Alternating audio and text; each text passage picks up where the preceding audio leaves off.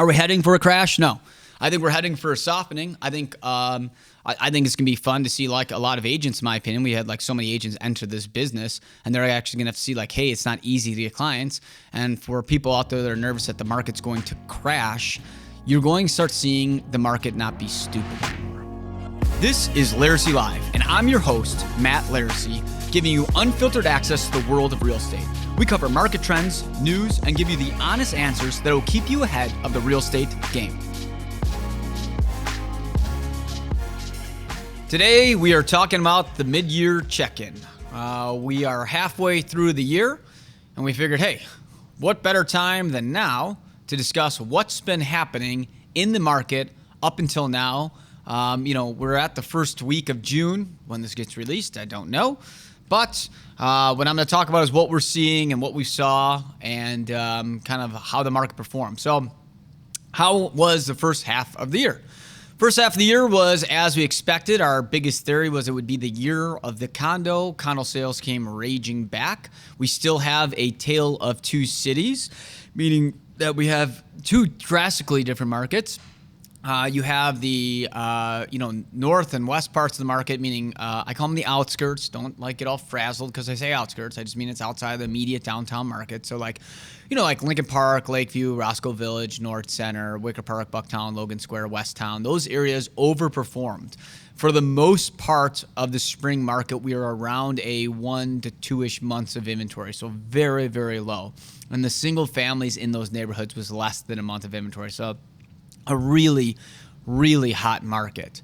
Now, the downtown markets, Gold Coast, River North, Streeterville, Old Town, parts of Old Town, I should say, South Loop, New East Side, those type of areas, West Loop, underperformed, but were much better. They, on average, had anywhere from 4.5 months to 8 months of inventory, depending on where it was, which is like atrocious. But when you compare it to this exact midpoint last year, it's less than half the amount of inventory we had. So although it's a crap market, it's not as crap as it was.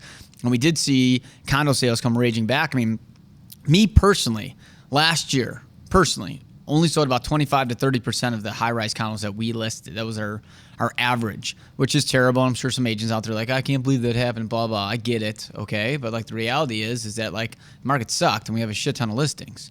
This year, we're hovering around a little bit above 75% of high rises that we're listing that we're selling. So it's a huge, huge difference. And it is becoming a much more favorable market in those areas. So we saw a great first half. We predicted and projected that the first 6 months would be the best 6 months of the year. And we thought once we hit mid-May to June 1st, the market would drastically slow down, which is happening. But the first 6 months was a gangbusters for most people. They had a crazy ride. I think it performed exactly as we anticipated it to perform. What's the first half of the year? Exactly what you expected. Yes, it was. Like literally to the T. And as it's starting to slow down now, for anybody that watches these podcasts, we've been saying that watch out for the summer shift. We said this in January for all the cocky brokers out there. I said, enjoy it while you can because that gravy train is going to slow down. You're going to have to actually start really working to get clients again, and we're seeing that now. But the market's predictable. It's like Groundhog Day is the way we live. I mean, the same trends happen every year. Chicago's the most rent-heavy city in the country. Everybody's leases come due end of March, April, May, first part of June. I say this 1,000 times a day. So once January 3rd hits, which was the first Monday back, the market got hot. The condo market picked up exactly as we thought. The outskirts overperformed. The heart of the city underperformed compared to a normal spring, but still did well. But overall, the market was a good market and went along what we thought. And as we head into the second chapter of this year, we are going to start seeing a little bit of a different market. So we are, how did this first half of the year compare to this time last year? The market was much better this year compared to last year in all sectors. Most parts of the country have been experiencing like unbelievable markets. I mean, you look at Florida where they're over 100% growth. in some aspects, whereas we were, I mean, heck, River North was like down 20% in certain buildings. So, we've just started to see people start coming back to the marketplace. We've starting to see markets that didn't exist before starting to re-exist, like empty nesters, out-of-state buyers, international buyers, investors, first-time buyers, step-up buyers are staying in the city. Like, we're just seeing a lot of aspects and buyers to the marketplace that we haven't seen in the past. And that's why we are performing much better this year compared to last. How was Memorial Day traffic? Memorial Day traffic was terrible. It's always terrible for showings, and it's going to always be that way. I think this year was even worse than last year because a lot more people have given up on COVID and stuff like that. I'm not saying there's anything wrong with the pandemic or anything like that. I'm just saying, like, people aren't as afraid as they were, so that means that even more people are traveling. What inventory trends are you seeing? We're seeing more and more stuff get listed on the marketplace. We're seeing the bigger stuff, like 3 bedrooms, single family homes and stuff like that weren't listing before. Those are they're coming on the market more regularly. Now, I tell people this all the time, that a lot of people who have big 3 bedrooms and single family homes that get frustrated in the first part of the year, I'm like, just wait till June, because the average consumer thinks the best time to sell is the end of April, May, and June. And now all of those are coming on the market, and demand, we probably lost about half the amount of demand. So now we're starting to see that inventory sit for longer and that inventory build. So what we were seeing is like less than a month of inventory for single family homes. I bet you we'll be at like 2 or 3 months of inventory by the end of the second quarter. What will pricing look like the second half of the year? It'll be softer. Pricing is not going to go as crazy. A lot of people are going to blame interest rates, and they're going to blame the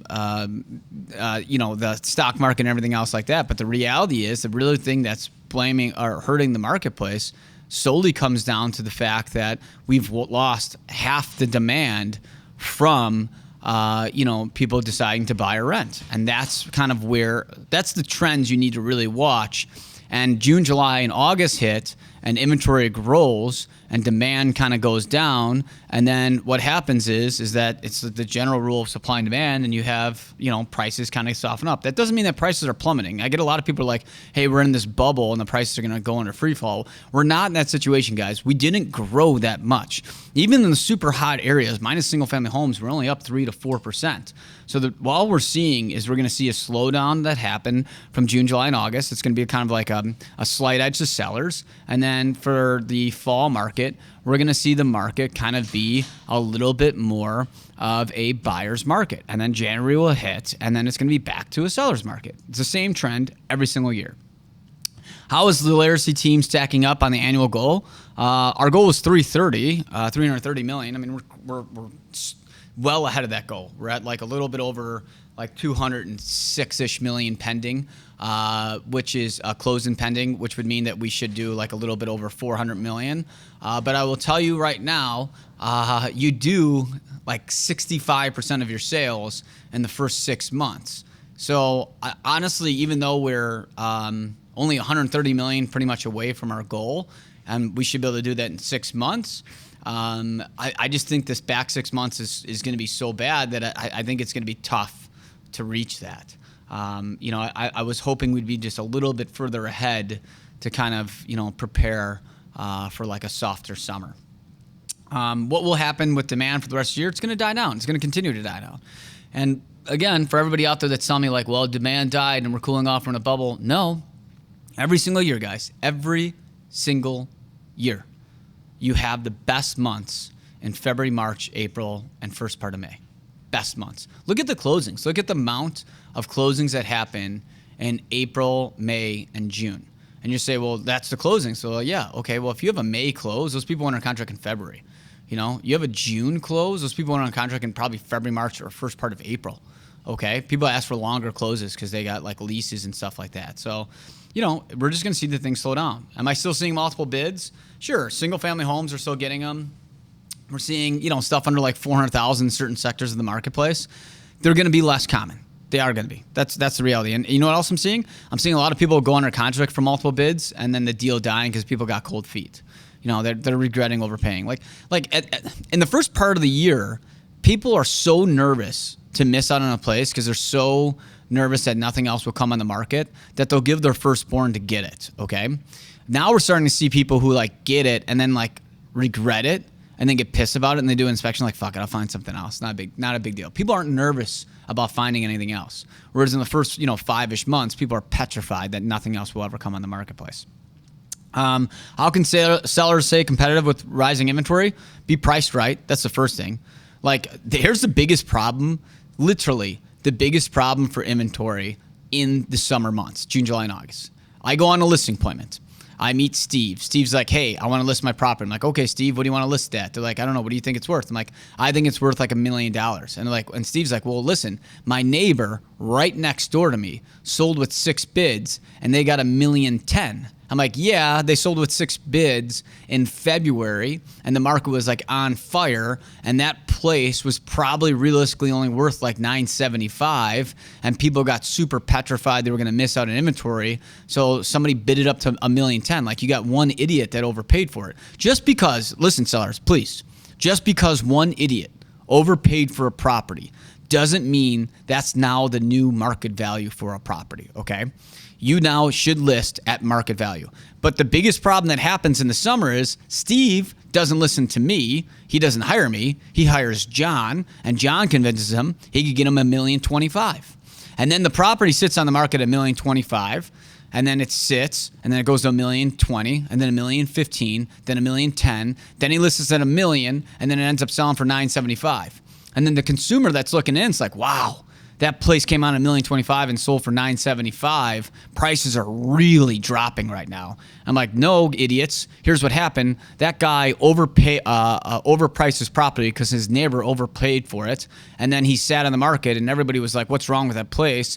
I'm missing something. And then it eventually just sold for less than market value because he didn't price it right in the first place. Whereas if Steve came on the market at $1 million day one, he would have sold maybe right at $1 million, maybe over, or maybe within 10,000. But because Steve priced it wrong, he sold it for less. And if you're a seller watching this, base your property off market value, not what your neighbor got lucky at. And just because you decided to list in the summer and your neighbors decided to list in the spring doesn't mean you could get spring pricing. Listen, I compare it to the stock market.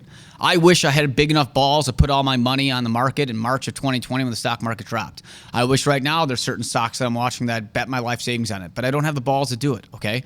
And 6-7 months from now, we're all gonna look back and be like, wow, we knew that stock was gonna go way up. Well, why didn't you put your money on it? It's the same thing with selling right now. You can't sit there and tell me, well, I wish I would have got X. Well, at X was the best time to do it. You didn't list at X at that time. You listed here, so we have to price it for the actual time.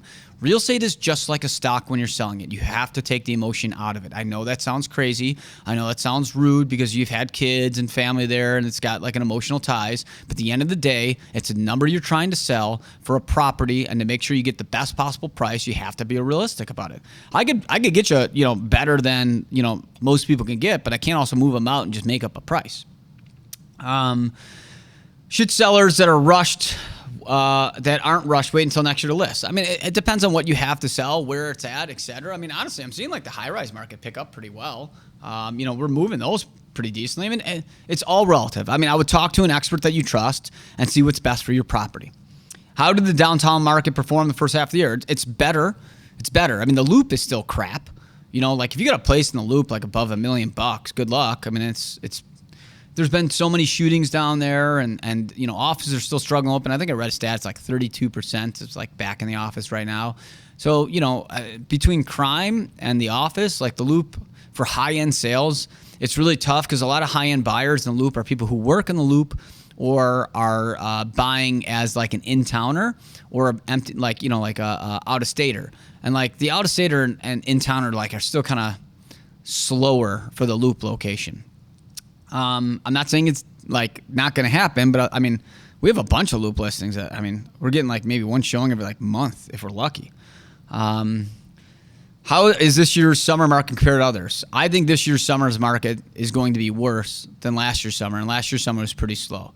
Now we're first day a week into June, so who knows how it's really going to pan out. But like I had this theory all along that we would see a slower market because one, we're tied to these rent cycles, so we'd have 50% of the demand wiped out of the marketplace, and out of that 50% of demand, I also thought, well, listen, it's going to be the busiest wedding season of all time. It's going to be the busiest travel season of all time. And you're going to have, just like people wanting to live life because Chicago hasn't been open in almost 3 years. And, people think like, well, how does that affect the marketplace? Well, the reality is that like when you have a lot going on, you just aren't as focused with housing. Whereas in like, even in the first part of the year, like we were still kind of like semi-lockdown, all messed up, not much was open. People's leases were coming due. The rates were super low. Like the buying environment was much friendlier than it is right now. So I expect it to be slower. And that doesn't mean it's like a bad thing. I'm just saying like that's what we're going to start seeing. Are you still advising clients to list now? Of course. Listen, like it's sales, okay? Like you never know what can happen. Worst case scenario, you list till October, you pull it and you list it in the spring and you keep it off 91 days. Like you have a 0% chance if you're not on the market. At least you got a shot if you're gonna go on. It's not like, guys. Again, we can't be so dramatic. This isn't like it's like a terrible market. It's just not as hot as it was. Like this first part of the spring was probably one of the best springs there was for certain sectors of the marketplace. Should sellers that we've talked about that. Let's see here. Is the casino impacting the mid-year market at all? I mean, we have a lot of sellers that are selling because of the casino coming and they're scared. We have some people who are buying by the casino because they think it's going to be cool. I live near the casino. I just expanded. I'm going to be taking up a bigger footprint where I live. Am I nervous about it? Sure. I also like the neighborhood, and I'm maybe wishful thinking that crime will get turned around here. Maybe I'm crazy, but I'll tell you right now, the biggest thing that people are nervous about with the casino is the crime situation. That's it. And crime is like a huge problem in the city. But it's not just a huge problem in Chicago. It's a huge problem in Philadelphia, Atlanta, New York, some parts of the South. California is getting literally demolished by crime. Like San Francisco and LA are way worse than Chicago. And like the reality is that like, it's bled into like higher net worth areas. And people before talked about they didn't think it would be a big deal. And now when crime's affecting everybody's lives, people are like, hey, maybe this wasn't such a good idea the way we thought about going about things. So that's why I think it's going to change. The reason I think it's going to change because I haven't literally ran into a single person that's not like, hey, let's turn this around. And the point in this tangent has to do directly with the casino because the casino's impacts can be directly crime related. If they put up the casino and they control crime, maybe it will be a good thing, okay? But if they put up the casino and crime is like out of control, then we're fucked. It's the best way to look at it. Let's see here. What are the biggest concerns you're hearing from clients right now? Every buyer I have tells me it's going to be like a bubble and price is going to drop. And I keep telling you, if you're a buyer right now, we're not in a bubble and prices aren't going to drop. We live in Chicago, guys. I get it that the news is talking about the housing market cooling. For everybody watching this, even the multiple bids in Chicago, we never had a property that would go on the market at $500,000 and sell for $850 cash. Didn't happen. Okay. Now, if you're in Utah or you're in Miami or you're in parts of California, that happens all the time. We never saw that. In fact, 50% of the marketplaces in the downtown markets, you put a place on at $500,000, you're lucky to sell for $475. Okay. So to tell me now that we're in this bubble because all this appreciation happened and now the price is going to come down, it doesn't make any sense. In fact, I'm willing to put money on the table that when this recession hits and the rest of the country's markets gets demolished and they're going to start experiencing what we've experienced, I think that we are going to go up in value. And what we're going to start seeing is when the Great Recession kind of comes back here again, and it's not as easy to make $400,000 sitting in your underwear on your couch, and offices say, hey, you got to come back to work, and you as a consumer out there is pissed as hell because you enjoyed making a ton of money and not working hard. When you're back in the office, guess where you're going to want to be? You're going to want an easier commute. You're going to say, hey, the city ain't that bad anymore, and I could commute within 10 minutes rather than sit in my car for 2.5 hours every single day of my life. So maybe I'm wrong, maybe I'm right. Time will tell, but that's why I think, the concerns we're hearing and why I think you should have no concerns. Are we heading for a crash? No. I think we're heading for a softening. I think it's going to be fun to see like a lot of agents, in my opinion. We had like so many agents enter this business and they're actually going to have to see like, hey, it's not easy to get clients. And for people out there that are nervous that the market's going to crash, you're going to start seeing the market not be stupid anymore, okay? Real estate was never designed to come on the market at $1 million and first day in the market, sell it for $3 million. Now, I don't work the suburbs, but we had clients that go out to the suburbs and they send me listings, and like literally the day the property hits at $2 million, the agent says highest and best is due by Sunday at 5, and they get 50 offers. Like I'm telling you right now, guys, that's never happened before, okay? That doesn't make sense. Now, the markets I work, okay, that's never happened down here at all. I've never had a property where I was able to say that. Certain single family homes, I get if you're one of the, top 5 agents in the city and you're watching this and you got a huge single family home portfolio, sure. Certain parts at certain times of the year, you could do that, okay? You got duplex downs at the beginning part of the year, 2-bed for $400,000 in Lincoln Park, you do that. But we know it never. We're getting hundreds of $1,000s over ask price. Never happened. So a market crash is going to soften across the country. It's going to pick up down here. Do I think rates going to keep going up? Yeah. American average 7%. We'll be at probably 6, maybe more by like mid-year next year. Maybe it may even happen sooner. We're going towards 6.5%. We have the highest inflation we've ever had. We have the highest gas prices. People can't find baby formula. The country's a wreck right now. I mean, like you're in difficult times, and when you're in difficult times, you're going to see the rates go up. Are we back to a balanced market? Not yet. July 4th, put it on your calendar right now. Get out your calendar on your phone, or if you're a pen and paper person, go on your calendar and put July 4th is when the market's going to go to balanced. Any lessons learned during Q1 and Q2 of this year? I learned that people wanted more outdoor space as we thought, and we also saw some people overpay for certain parts of the marketplace. But other than that, we anticipated a lot of the stuff that was going to happen. We altered our business model to try to crush the changes that would happen in the marketplace, and we had the best first 2 quarters Laricy team ever has. In fact, we were up, I think, about 70 million or more the first 2 quarters of this year compared to this time last year. And this time last year, we were the best year we've ever had. So, it's helpful to try to see where the market's going, and for you guys to understand, how we try to predict the marketplace is I don't just look at what's happening in the real estate market. I'm actively in the field. I'm on the front line. So somebody when we talk about these, market crashes, somebody from New York Times tell me what's going to happen in Chicago, downtown market real estate that's never sold anything is an idiot. Like I'm on the front lines. I'm talking to buyers and sellers, 5, 6, 7, 8 times a day. I'm hearing what they're saying. I'm hearing what they fear. I'm hearing what they think. I take their thoughts. I look at the inventory levels that come on the marketplace. I look at how many price changes you have. I look at how many places are going under contract. I'm looking at, like how quick we're selling certain parts of the market. I'm looking at what's happening in the stock market. I'm looking at what people are saying that they're going to be doing with their lives. I look at what's happening in the news. I look at what's happening across the world, and I make a kind of a little bit of a prediction when I factor all those things in of where I think the market is going to head, and 9 times out of 10, we're kind of right about it. You can't just sit there and say, well, my buddy bought this place and his agent told him this, so I think this. That's what the average consumer tells me. And here I am on the front lines with the gun in my hand looking at everybody saying like, hey, this is what's actually happened up front here. I'm in the trenches. Other people aren't. So you can't tell me which way the market's going to go. And that's why, we didn't learn as much because we were prepared and did all of our homework. So when the stuff was thrown at us, we were prepared to kind of take the hits. Is it easier to get a single family home now? Yes. And it's continued to get easier throughout the summertime. How's the luxury market doing? It's tough. And it says where it's headed, it's going to get worse. The rich hold.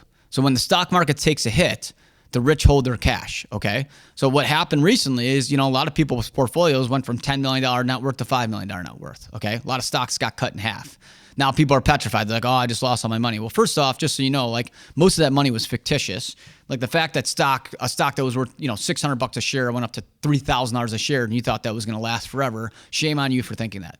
That's my other problem with the luxury in the stock market is like, I don't know who the hell actually thinks when the stock market goes up 50% that you're going to keep that 50% for the rest of your life. You either cash out and actually keep that money and pay the taxes and bitch about paying the taxes, or you understand that like, yeah, my stock's up 50% today, but I know that realistically it's probably only going to be up 10% next year.